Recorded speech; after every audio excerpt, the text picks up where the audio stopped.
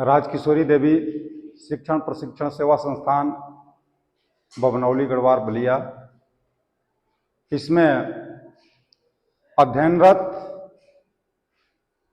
जितने भी छात्र छात्राएं हैं उनको यह कॉमन पेपर ये है, वो चाहे HI के हों, VI के हों या IDD जो पहले MR के नाम से जाना जाता था, सबके लिए ये उपयोगी है। तो आज हम शिक्षा मनोविज्ञान में बालक का सामाजिक विकास इसके विषय में अध्ययन करेंगे। जैसा कि आप जानते हैं, मनुष्य एक सामाजिक प्राणी है और समाज में रहना पसंद करता है। उसी तरह से जब मनुष्य सामाजिक प्राणी है और मनुष्य का ही अंश वह छोटा शिशु है, तो वह भी अपना किसी न किसी रूप में समाज बनाता है। यानी बच्चा जो है समाज में जन्म पाकर के पालित पोषित होकर के समाज में अपना अस्तित्व स्वयं बनाता है। बालक जन्म से ही सामाजिक है। समाज में ही बालक का शारीरिक, मानसिक एवं सांवेगिक विकास होता है। इसलिए मानव को सामाजिक प्राणी कहा जाता है। क्यों सामाजिक प्राणी कहा जाता है? क्योंकि समाज में ही मनुष्य का शारीरिक, मानसिक और सांवेगिक विकास होता है। बालक की प्रतिभा एवं व्यक्तित्व का विकास समाज में ही संभव है। मानव एक सामाजिक प्राणी है और उसका जन्म से ही समाज के साथ संबंध होता है। अब इस सामाजिक विकास के अर्थ या परिभाषा के रूप में बस इतनी ही बात बताना होगा कि सामाजिक विकास में मानव की रुचियों, अभिवृत्तियों, आदतों, आचार विचार इत्यादि अच्छी तरह से ज्ञान प्राप्त करना तथा व्यवहार को संतुलित करना ही सामाजिक विकास है। अब जो है बालक का सामाजिक विकास बालक के विभिन्न स्तरों पर विभिन्न प्रकार से होता है। जैसे शैशव अवस्था, शैशव अवस्था में सामाजिक विकास कैसे होता है? तो जब बच्चा जन्म लेता है तो जन्म के समय बालक सामाजिक व असामाजिक दोनों में से कुछ भी नहीं होता है। यानी जन्म के समय बच्चा न तो सामाजिक होता है और न ही असामाजिक होता है। जब तक उसकी आवश्यकताओं की पूर्ति होती है, वह किसी प्रकार की उत्तेजना या प्रतिक्रिया व्यक्त नहीं करता है। जैसे छोटा बच्चा है, उसको सुला दिए, खेलता है, अपने मन में आएगा खेलेगा, भाई ऐसे चुपचाप पड़ा रहेगा, उसको कोई किसी से मतलब नहीं है। और कब तक मतलब नहीं है? जब तक उसको भूख नहीं लगी है। और जो ही भूख उसको लगेगी या किसी प्रकार का पीड़ा होगा तो वह रोना शुरू कर देता है, हाथ पैर मारना यानी उत्तेजना व्यक्त करना शुरू करता है। प्रारंभ में बच्चा जो है, बालक जो है, वह आवाज में अंतर नहीं कर पाता, लेकिन 2 माह के बाद वह आवाज को पहचानने लगता है। 3 से 4 महीने में वह प्रतिक्रिया रूप में, जैसे कोई बात आप कहेंगे तो प्रतिक्रिया रूप में वो हंसना शुरू करता है। 6 से 7 माह में वह पहचानने लगता है कि यह व्यक्ति मेरा है, ये अपना है, ये इसको मैं नहीं पहचानता हूं, ये कहीं दूसरे ओर से आया है। यानी 6-7 माह का बच्चा में पहचान की क्षमता आ जाती है। 8 माह में शब्द, हाव भाव वो अनुकरण करने लगता है। यानी 8 माह का जब बच्चा होता है तो कहता है कि चुप, तो वो भी कहता है कि चुप। यानी आप जैसा बोलेंगे वैसा ही वो बोलता है, वैसा ही हाव भाव करता है। आप उस उम्र के बच्चे को कहेंगे अभी मारेंगे, तो वो भी कहेगा अभी मारेंगे। यानी आपके ही बातों को वो अनुकरण करता है, दोहराता है। 3 वर्ष में वह बालकों के साथ खेलने लगता है और 3 से 6 वर्ष तक वह समाज के अन्य लोगों के संपर्क में आता है तथा सामाजिक संबंध स्थापित करने लगता है। और बालक इसी उम्र में, यानी 3 से 6 वर्ष का जो उम्र है, इसी उम्र में बच्चा स्कूल जाने लगता है और वहां उसको अन्य छात्रों से परिचय प्राप्त हो जाता है।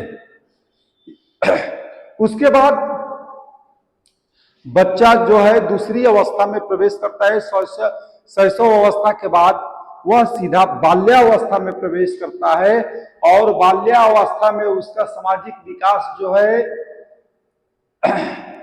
कैसे होता है, इसको जानने का प्रयास करेंगे। क्योंकि सामाजिक विकास तो बालक का शैशव अवस्था में ही शुरू हो जाता है, लेकिन 5 से 6 वर्ष में वह बच्चा जो है स्वार्थी, लोभी, संग्रहशील हो जाता है। यानी आप देखे होंगे दीपावली के समय घरों पर जो मिट्टी के दीपक रखे जाते हैं, तो वह दीपक जलने के बाद सुबह में वैसे खाली रहता है, तो वह उसको इकट्ठा करता है, गोली को इकट्ठा करता है, कुछ कागज के टुकड़े को इकट्ठा करता है, तो कहता है ये पैसा है। यानी वह संग्रह शुरू कर देता है। वह स्वार्थी भी हो जाता है, दूसरे की चीज को चाहता है कि हमको मिल जाए, लोभी होता है, लेकिन अपना नहीं देता है। तो यह प्रवृत्ति उसमें आ जाती है। बाल्यावस्था में बालक विद्यालय में जाने लगता है और वह इस अवस्था में किसी समूह का सदस्य बन करके अनेक प्रकार की योजनाएं बनाने लगता है।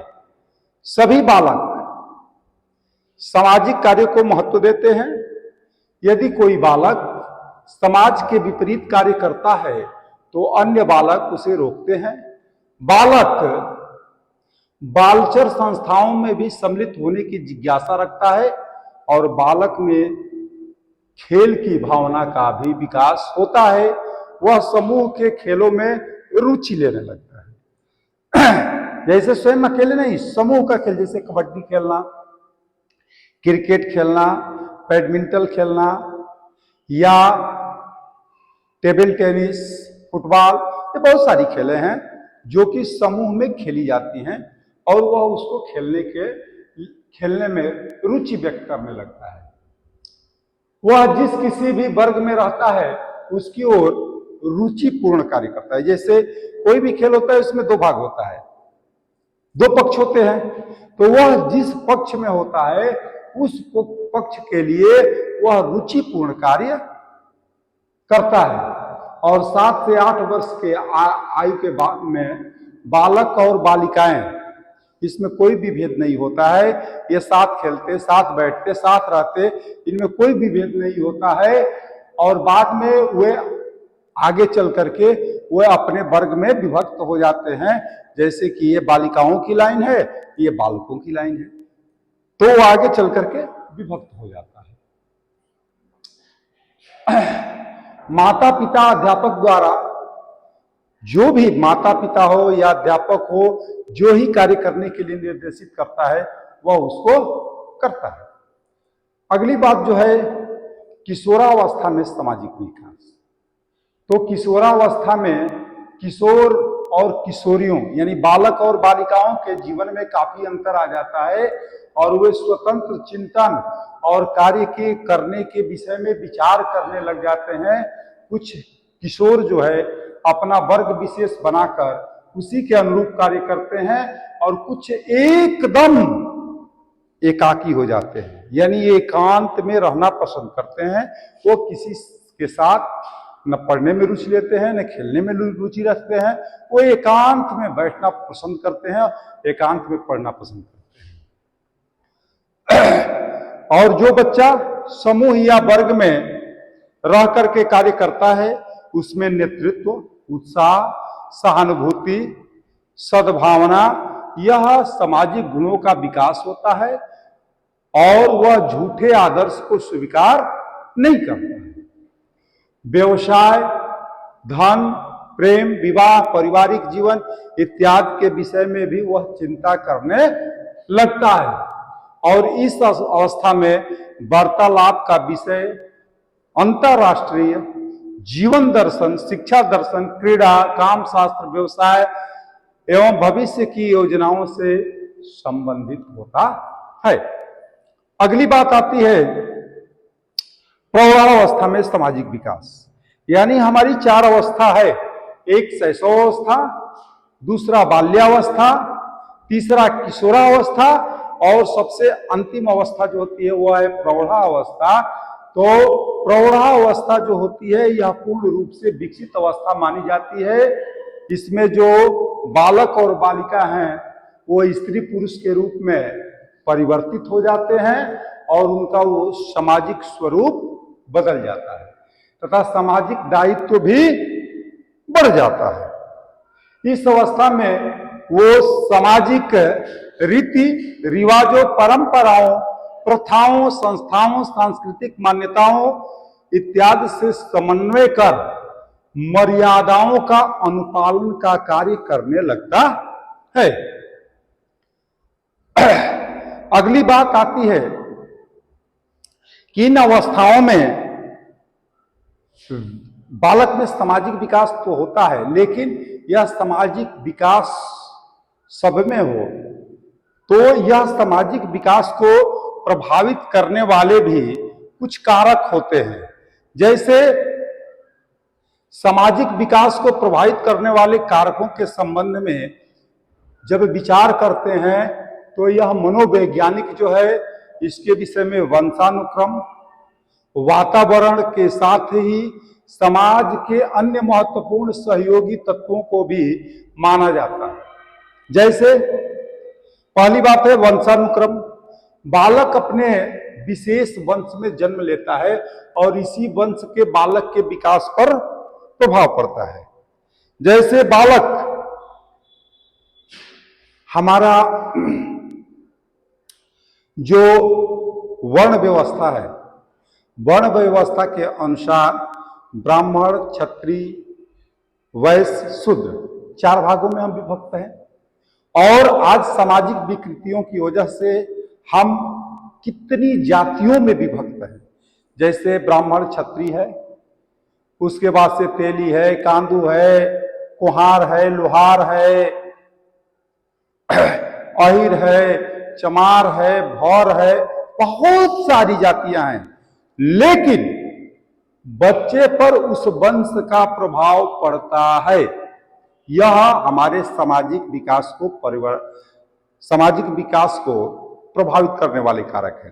जैसे ब्राह्मण कुल में जन्म लेने वाला बच्चा, जहां तक उम्मीद है 90% गारंटी के साथ कहा जा सकता है कि वह मांस मछली की तरफ उसका ध्यान नहीं जाएगा। लेकिन वही राजभर या हरिजन इस कास्ट के लोग होंगे तो उसमें जो है 90% मांस मछली मदिरा के पक्ष में चले जाएंगे। यानी यह उसका सामाजिक स्तर कौन प्रभावित किया? उसका वंश किया। तो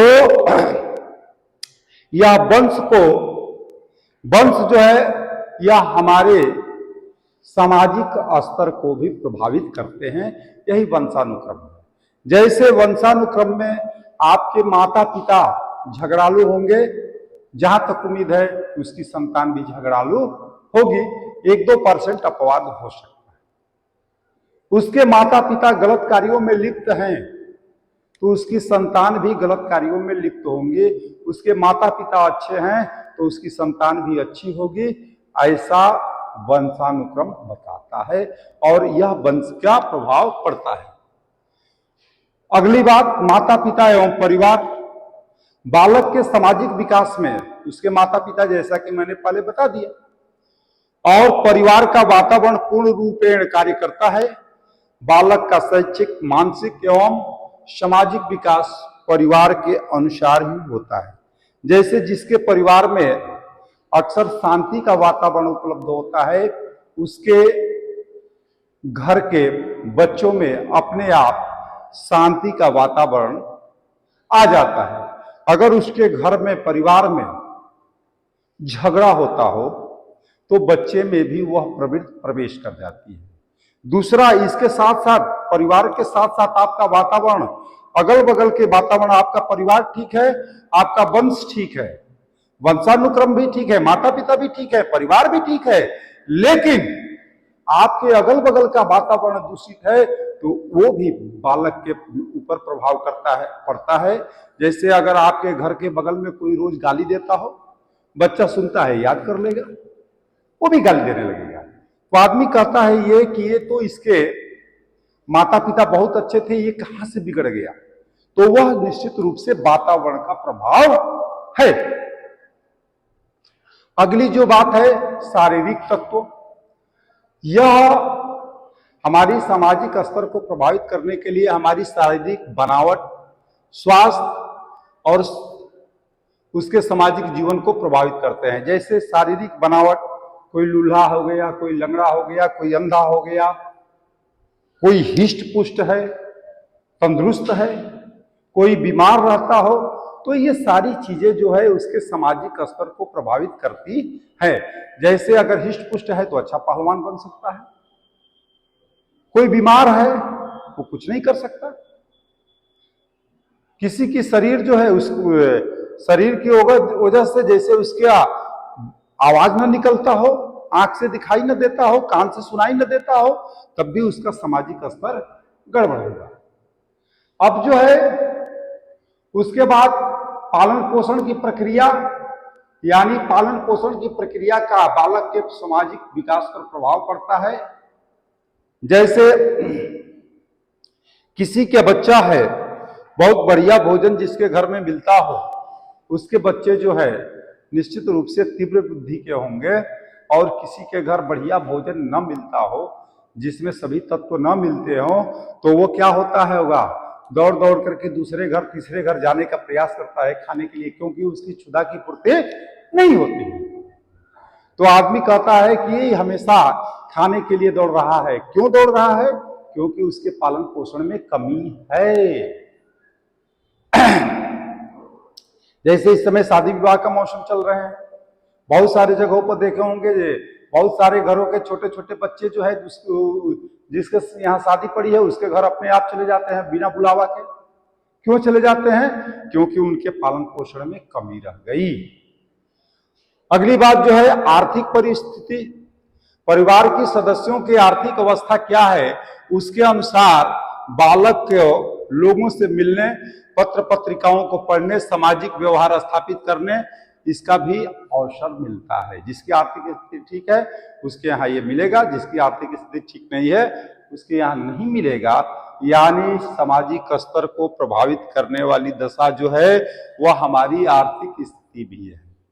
उसके पश्चात जो है विद्यालय का वातावरण। जैसे आप जाने कि विद्यालय जो है एक तंत्री है या लोकतंत्री है, इसका प्रभाव जो है बालक पर पड़ता है। एक तंत्री विद्यालय के बालक धैर्यशील, सक्षम, अध्ययनरत, अनुशासन प्रिय, कार्यकुशल, व्यवहारशील एवं सामाजिक होते हैं। और लोकतंत्रीय विद्यालय के बालक में इन सभी गुणों का अभाव होता है। अगली बात जो होती है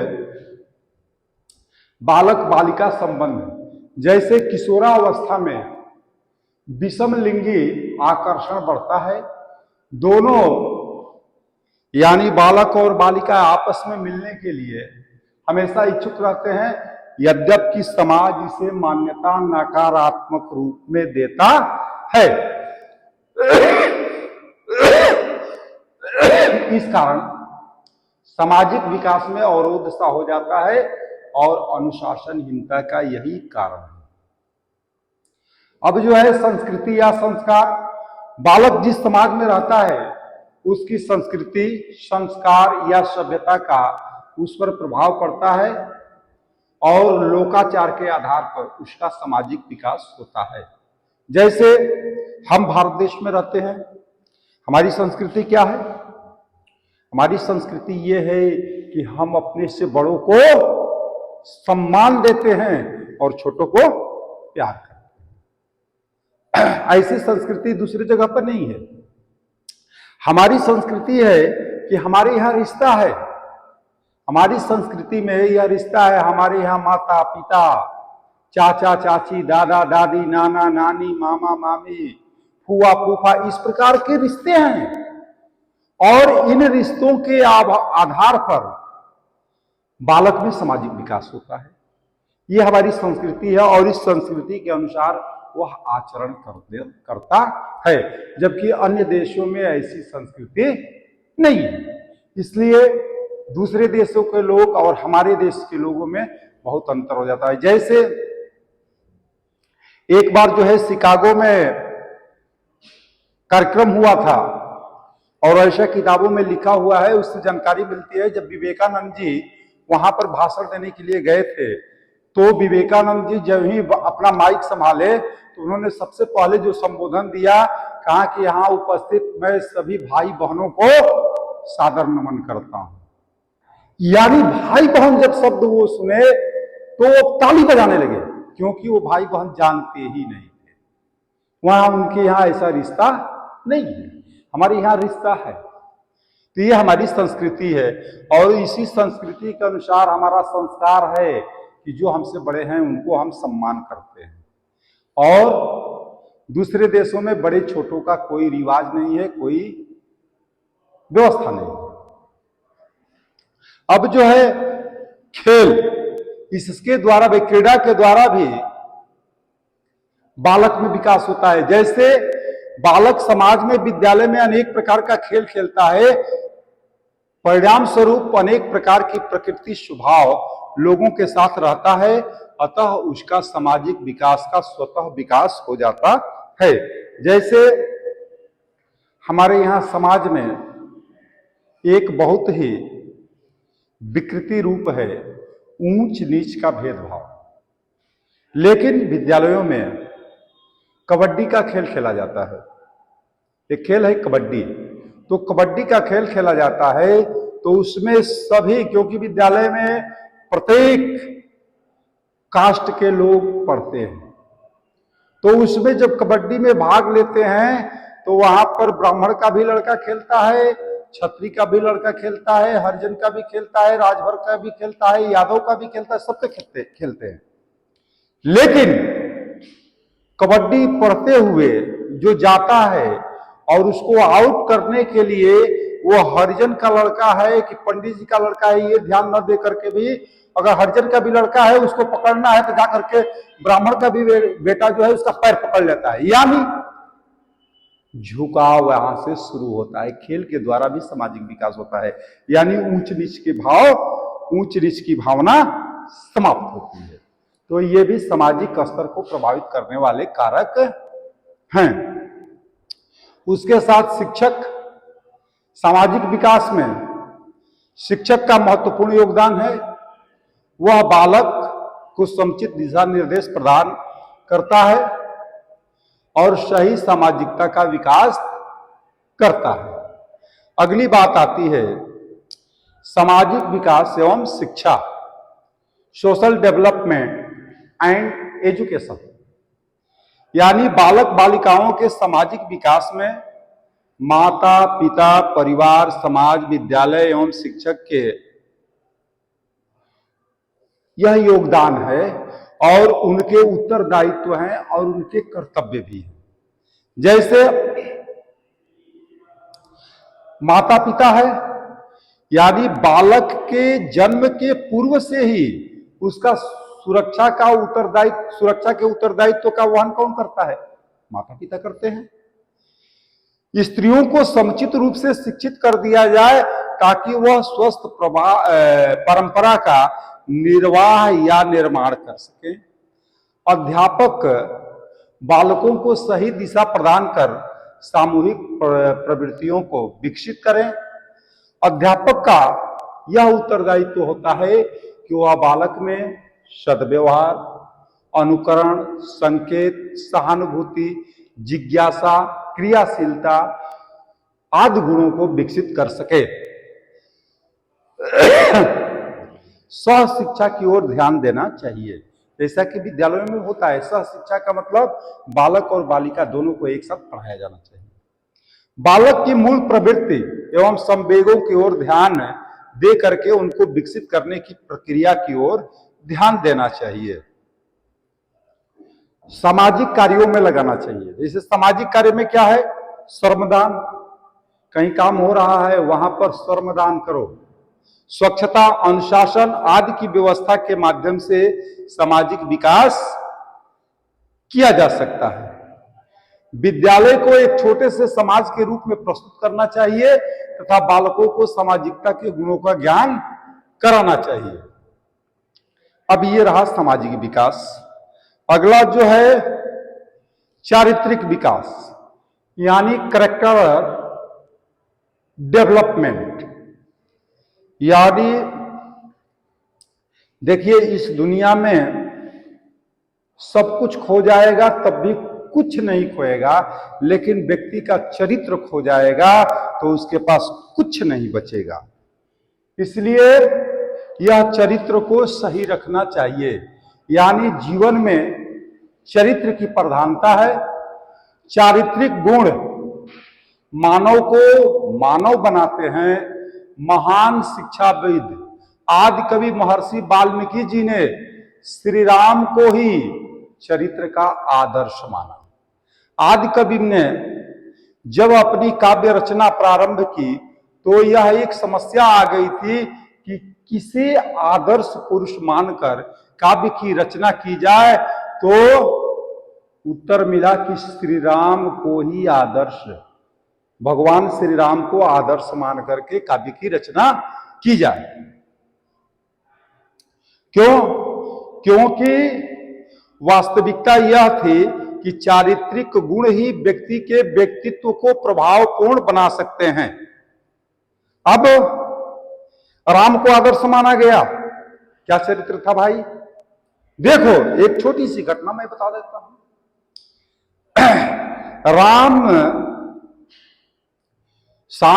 राम को दशरथ जी ने घोषणा किया था कि कल इनका राज्याभिषेक किया जाएगा। और राज्याभिषेक, जिसको राज्य मिलना हो कितनी खुशी होगी। लेकिन यह बात कैकेयी को नहीं अच्छा लगी और कैकेयी ने कोपवन में प्रवेश किया। दशरथ जी मनाने गए तो कैकेयी कही कि आप बहुत धोखेबाज हैं, आप अपनी मनमानी करते हैं। और कैकेयी के मन में यह भाव आ गया था कि मेरा बेटा भरत राजा बनना चाहिए, राम राजा नहीं बनना चाहिए, क्योंकि राम जो है कौशल्या के बेटे हैं।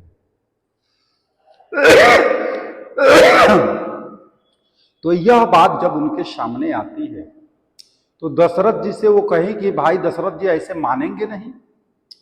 तो देवासुर संग्राम जो हुआ था उसमें दशरथ जी के प्राणों की रक्षा कैकेयी ने ही की थी। उस समय दशरथ ने कहा था कि तुम मुझसे वरदान मांगो और मैं तुम्हें दूंगा। कैकेयी ने कही कि मैं 2 वरदान लूंगी, लेकिन अभी सुरक्षित रखिए, जब अवसर आएगा तो मांग लूंगी। अब उसको मंथरा जैसी दासी थी जो कि उल्टा सीधा समझा करके सामाजिक वातावरण को विकृत करना चाहती थी। उसने कैकेयी को समझाया और कैकेयी उसकी झांसे में आ गई और उन्होंने यह किया कि दशरथ से 2 वरदान कही कि आज हमको दे दीजिए। दशरथ तय कह रही है तो राम का कल राज्याभिषेक करना है, हमको 2 वरदान मांगने को करे, 4 मांग लो दे दूंगा। नहीं, मुझे 2 ही चाहिए, 4 नहीं चाहिए। चलो ठीक है, वही मांग लो, लेकिन खिसियाना अपना बंद करो। कही कि पहला वरदान तो ये चाहिए मुझे कि मेरा बेटा भरत राजा बने। दूसरा वरदान उन्होंने मांग लिया कि राम को 14 वर्ष का वनवास। दशरथ जी चूंकि वचन दिए थे कि मैं तुमको 2 वरदान दूंगा, लेकिन वो कैकेयी से कह रहे हैं कि अरे कैकेयी ठीक है, पहला वरदान तो मांगी कि भरत को राजा बना दो, चलो ये मान गया, लेकिन राम को 14 वर्ष वनवास मत ना भेजो। नहीं मानी, नहीं मानी। अंत में राजा दशरथ भी उसी कैकेयी के कोप भवन में गिर गए थे और उसी में थे। सुबह हुआ तो ये हुआ कि भाई पिताजी अभी तक बाहर नहीं आए, क्यों? तो राम स्वयं यहां पहुंच गए, और राम स्वयं पहुंच गए तो देखे कि पिताजी जो है चेहरा मुरझाया हुआ है, सूखे हुए हैं, गिरे हुए हैं। पूछे क्या कारण है? दशरथ कुछ नहीं बोल रहे हैं। कैकेयी से कहे कि अरे माता तू ही मुझे बताना दे कि भाई पिताजी को क्या हुआ है, मैं उसका उपाय कर दूंगा। खैर निर्लज कैकेयी ने भी बात कह दिया। तो राम जो है कहे कि अरे माँ ये तो मेरे लिए खुशी की बात है कि मेरा छोटा भाई राजा बनेगा और मैं 14 वर्षों तक जंगल का राजा बनूंगा, और मुझे जंगल, ये तो बड़ा अच्छा हुआ कि पिताजी ने एक भाई को राज्य दिया, इस अयोध्या का राजा बना दिया, और एक भाई को मुझे जंगल का राजा बना दिया। अब तो राजा दोनों है। अब सोचो चरित्र, आज क्या है चरित्र?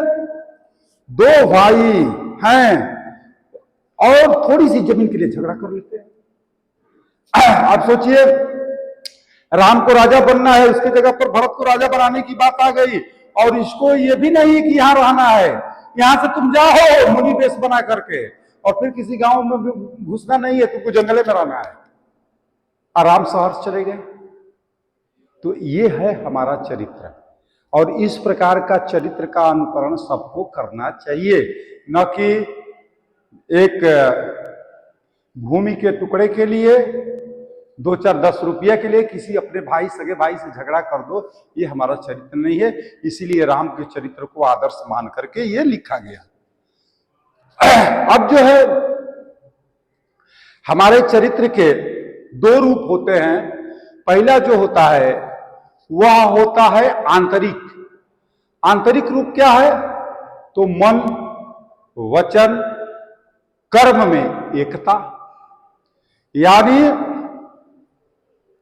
हमारे मन के अंदर किसी के प्रति कैसी भावना है, यह हमारा आंतरिक चरित्र है।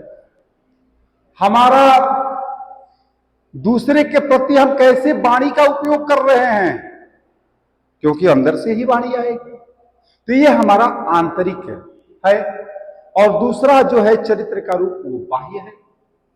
तो बाह्य चरित्र में दिखावा होता है, यानी आडंबर। जैसे खूब अगरबत्ती लेकर के दिखा रहे हैं, अरे उस भगवान को अगरबत्ती की आपकी जरूरत नहीं है, आपकी जरूरत क्या है? भगवान को आपकी प्रेम की जरूरत है।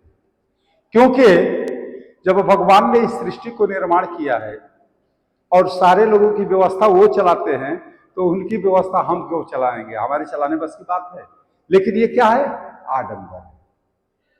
और जो सचरित्र हैं, जो अच्छे चरित्र वाले हैं, वो मन में ही भगवान की भजन कर रहे हैं और भगवान को अपने पास बुला रहे हैं। तो ये चरित्र हमारा 2 प्रकार का होता है। अब अगली बात आती है अच्छे चरित्र के लक्षण। तो यदि एक सच्चरित्र या अच्छे चरित्र की चरितावली की संरचना की जाए तो यह काफी विस्तृत प्रतीत होगी, लेकिन सामान्य अच्छे चरित्र के लक्षण जो है वह 5-6 हैं। जैसे कार्य में दृढ़ता, जो भी कार्य करो उसको दृढ़ता के साथ करो।